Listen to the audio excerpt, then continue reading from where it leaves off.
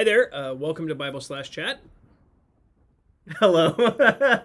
What do we do on Bible/Chat? We chat about the Bible. Very good. That one's Yeah. for my kids because I say that all the time, but this time you did. That's right. I feel better. Don't get to blame you for making me They say are it. actually, yeah. Okay, so last Yeah. time we were talking about the conscience. We talked about how there's moral things and then principles that fall within those Right. that morality, and Right. then there's an area of life where it's just open, it's Yeah. totally free. The Yep. conscience is what governs all those decisions. Right. And so you have these gray areas or preferential issues.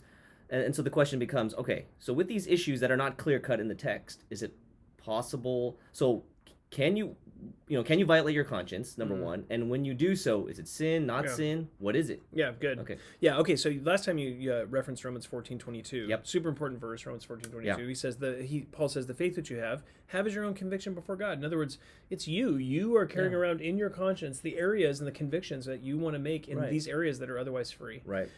However, the next verse is very important. It says, "But he who doubts is condemned if he eats, because his eating is not from faith." Now, there Paul is talking about eating, dietary issues, right? And he says, if you doubt in your heart, but then you proceed to eat, What have you done? you've sinned. Yeah. He says, why? Because even though you're free to eat the food, you've Right. actually sinned because you've taken the thing that you're free to do and taken it apart from faith. Right. Your conscience was telling you not to do it, but you violated your conscience in doing it. And Yeah, so you've yeah. sinned in that way. And that would be the same, for example, which you used last video about the $200 haircut.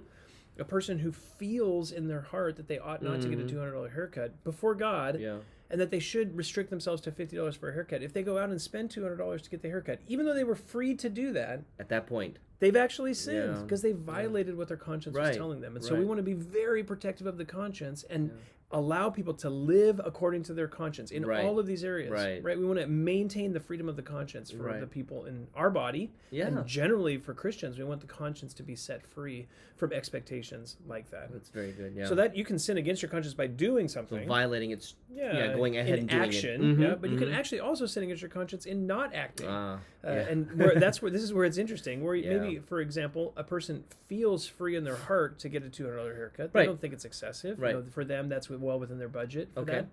However, they choose to not get the haircut because they're worried about what people will think of them. If I get a haircut like that. Yeah, if I get a haircut like that, what are people going to say? If I have that, if I drive this car, if I drink that beverage, if I eat this food, what will people say? If I go to on this vacation, I'll be judged. They'll think I'm excessive. So many issues. All of these issues, if I watch this movie or this TV show, they will think these things of me. Yeah.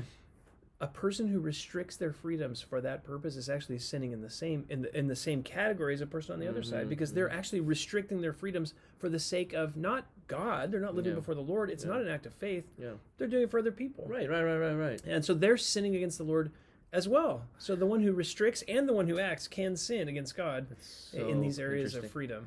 But in the more passive one, that seems more subtle. Yeah, for sure. Maybe in that way, more dangerous. Yeah, definitely. Right? Because it's externally righteous. Yeah, right? exactly. It's Pharisaism. Yeah. At its core, a person who looks good on the outside, but on the inside is actually not believing the very things that they seem to be acting on in their life. Yeah, like form of godliness. Yeah, exactly. Denying the power thereof. Yeah. So helpful. All right. I know there's a lot of questions that flow out of this. For sure. So lots and lots we'll of tackle complexity. more. Yep. All Sounds right. good. All right. Hope See ya. that's helpful. Thanks.